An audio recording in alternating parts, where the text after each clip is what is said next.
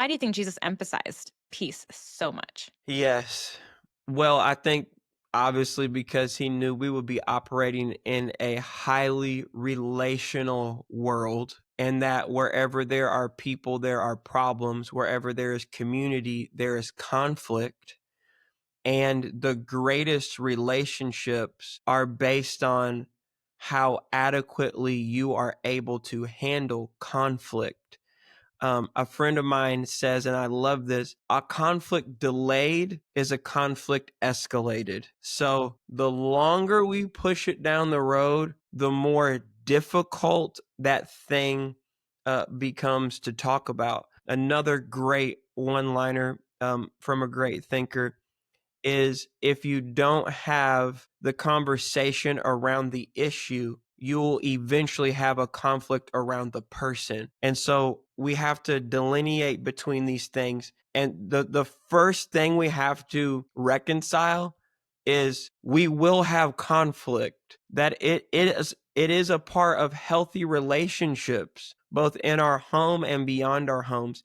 And the Jesus chose these words so intentionally. It's one of the most beautiful things about the scripture. It's on purpose. Peacemaker. Sometimes we misinterpret that as peacekeeper. I want it to be peaceful, so we're not going to talk about this stuff. We're going to sweep it under the rug. We know there are some things in our family we just can't talk about because it creates conflict. The healthier the relationship you have, let me say it like this.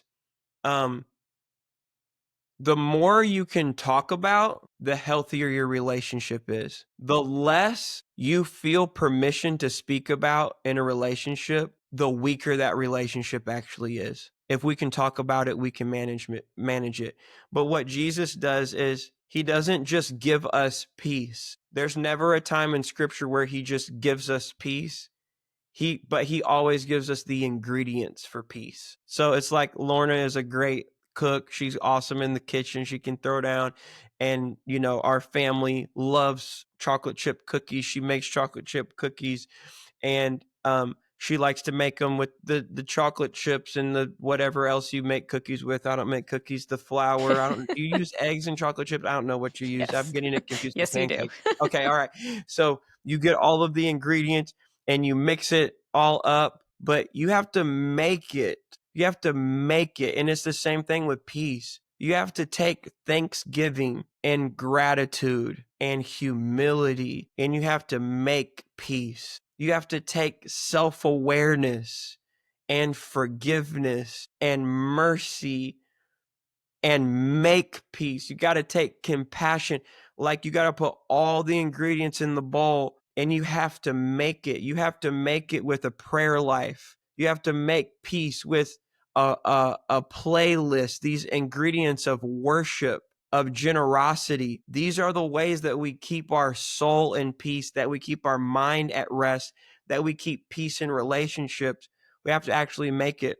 The amazing thing when Lorna makes cookies, the whole house smells like cookies because peace is an atmosphere that's created. When you make peace, it permeates. You know the difference when you walk into a house and you feel the atmosphere of peace. It's because Yeah. someone's working to make it. And I think a lot of times we want to push our problems away and ignore them. And that is not the way that you actually make way for peace. Yeah. How have you guys done that in your home? Because you have 4 boys. I mean, that's like a Yeah, lot. So, like, how do I you know. make your home a peaceful place where people walk in and you feel it?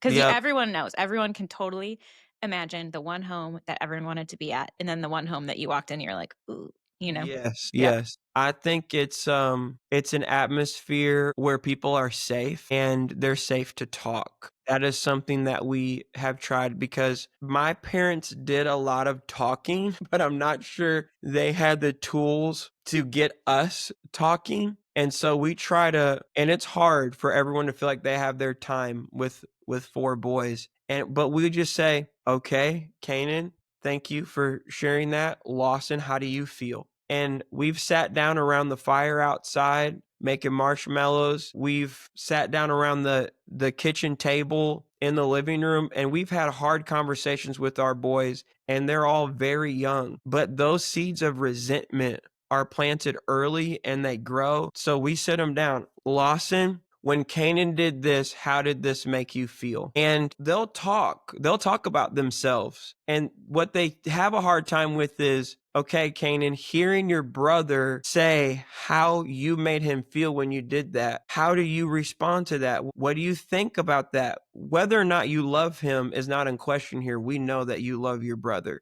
But how does that make you feel?